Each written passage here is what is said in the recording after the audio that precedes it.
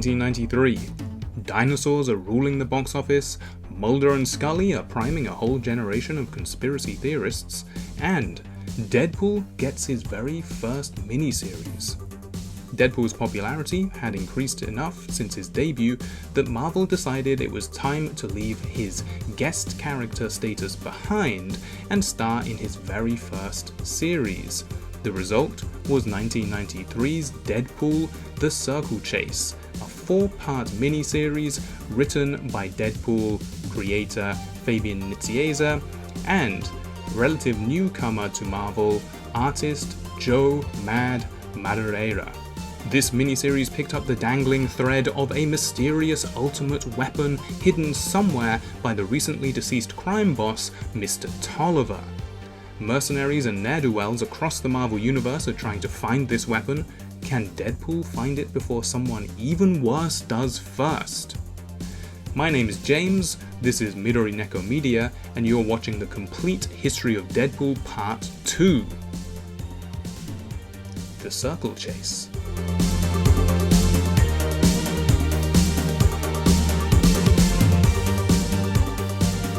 So this is Deadpool the Circle Chase. This story focuses on Deadpool trying to track down the mysterious ultimate weapon mentioned in Tolliver's will. However, a bunch of other mercenaries are trying to do the same thing. We open issue 1 in Sarajevo. A group of mercenaries is trying to find and kill Deadpool. However, he easily gets the drop on them and takes them out. Deadpool is in Sarajevo to meet up with Weasel. This is the first appearance of Weasel.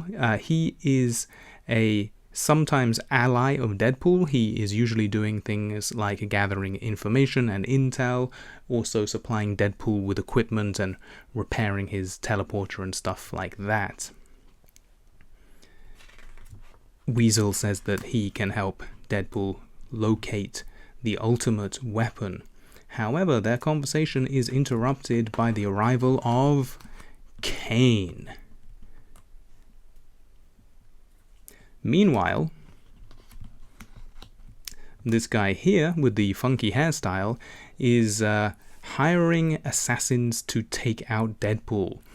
This guy's brother worked for Tolliver and was killed, and he blames Deadpool. Meanwhile, Kane and Deadpool fight. Kane wants to know the whereabouts of Vanessa. Deadpool doesn't know, so they're basically fighting for no reason. Weasel points that out. Neither of them know where Vanessa is. Kane does divulge, though, that a mysterious character called Slayback has been spotted, and Deadpool seems confused because he killed Slayback years ago.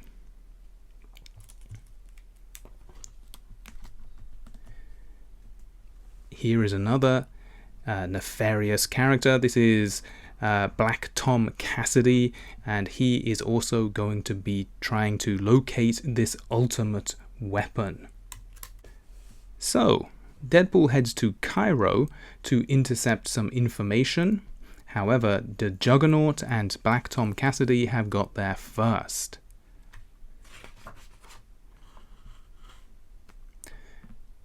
Meanwhile, Sluggo, this character appeared last episode. He killed Tina, Vanessa's best friend. He is trying to track down Copycat because for some reason everyone believes that she and Deadpool hold the key to finding Tolliver's ultimate weapon. She says she doesn't know anything about it, but she decides to try to find it to basically get herself out of this mess, because a whole bunch of mercenaries and people are going to come looking for her to try and get the information from her.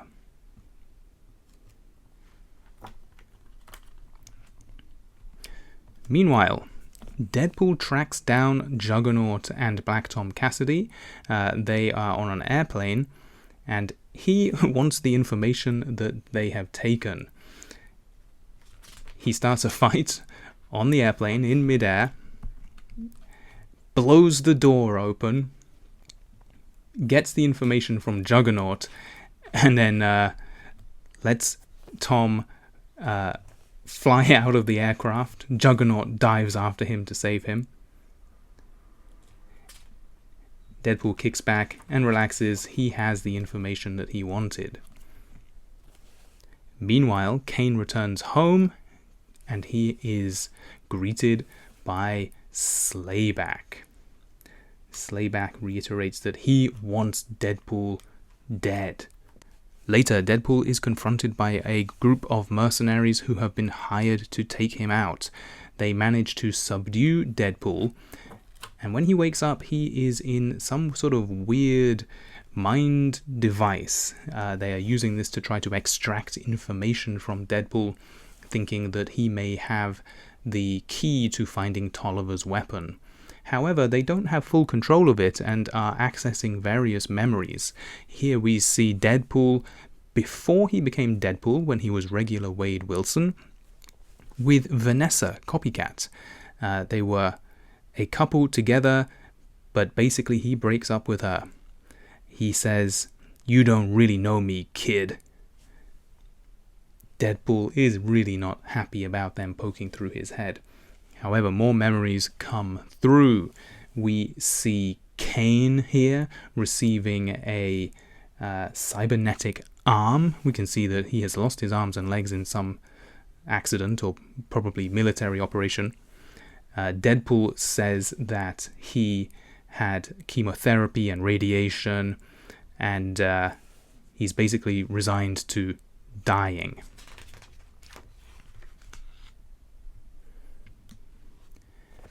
Later, one of the mercenaries removes Deadpool's mask, and this is the first time we see Deadpool's face. Well, the back of his head anyway. We can see it's all scarred and mangled. This is what happens when Wade became Deadpool. The genetic mutation that helped to save his life has also horribly disfigured him. Fortunately, at this moment, Deadpool is rescued by Weasel. Meanwhile, Vanessa is tracking down more information about the ultimate weapon. Deadpool takes care of the mercenaries. In typical Deadpool fashion, he has no mercy. And Weasel uses the information that they have discovered to find the location of the ultimate weapon, which is in a monastery in Nepal.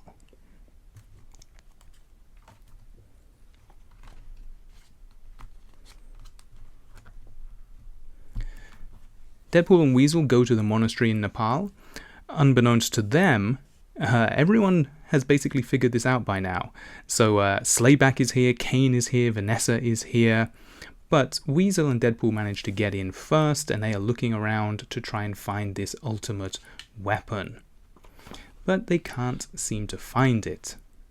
Enter Slayback. He has kidnapped Vanessa, and Vanessa's copycat powers seem to be absorbing whatever his mutant powers are, so she is transforming into some sort of weird tech skeleton thing. Deadpool seems freaked out by the whole thing. He believed Slayback to be dead, and he just starts firing randomly.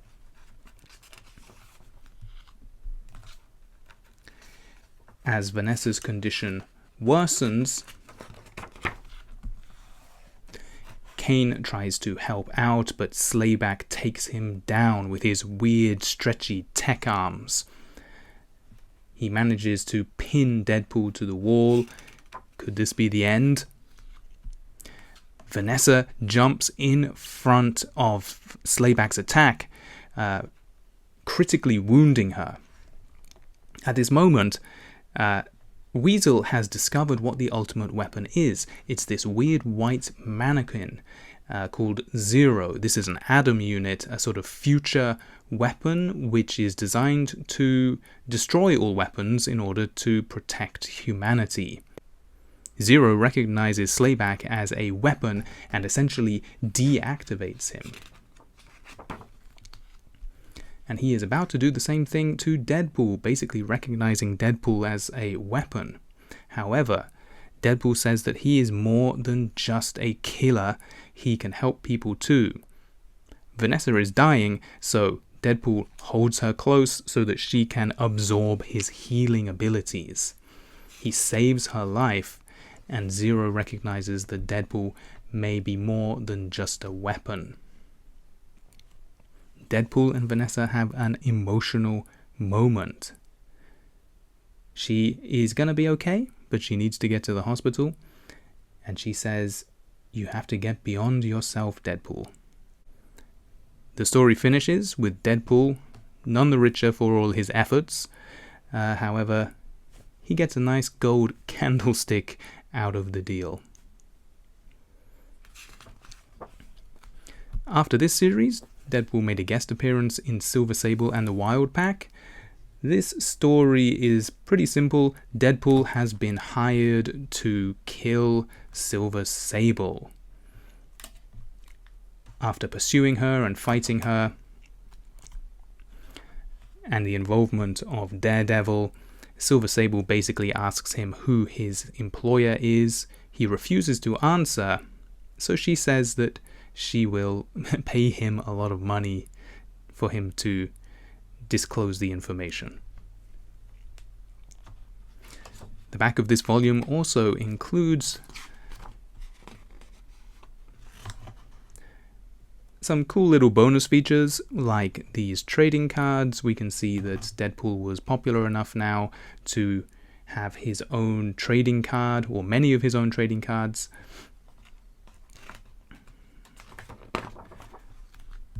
And this was the cover of the original collection of the Circle Chase, and then on the right, the cover of the Deadpool Classics.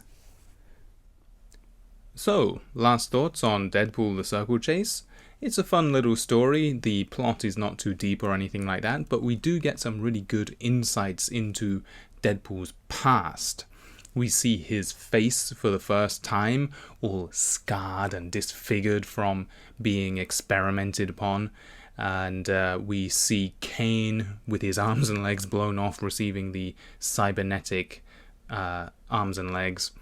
Deadpool says that he was on radiation and chemotherapy, so this is the first time we discover that Deadpool had cancer.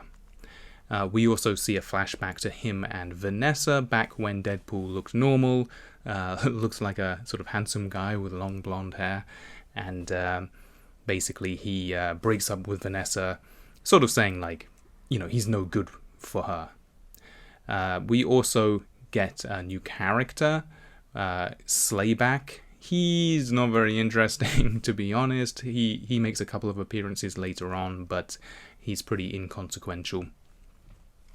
What we do get, which is interesting, is art by Joe Mad. Joe Mad had done a couple of issues, I think, of Excalibur, but this was his first major work with Marvel, and he has that early manga anime influenced style. That would develop more. He would do a run on X-Men, which was really, really cool. I loved that when I was a kid. But seeing his early style here is really good. Especially these days, he doesn't do comic books anymore. I don't think he has made comic books in a very long time. He has been making video games, but you know, if you want your Joe Mad fix, you can do worse than by going back and taking a look at the Circle Chase. At the very end of the story, we see that Deadpool still has a soft spot for Vanessa. He saves her life. You know, she says that he has to get away from himself. There's that feeling that Deadpool has some slightly deeper psychological issues, and he really doesn't like himself despite his jokey, cavalier attitude. Deadpool later returned with the second miniseries, Sins of the Past, which is going to be our next episode, the Complete History of Deadpool episode number 3. Thank you for watching this one. Please like this video if you liked it, or not if you didn't. Hit subscribe if you want to see the next episode. My name is James, this is Midori Neko Media. Thanks for watching.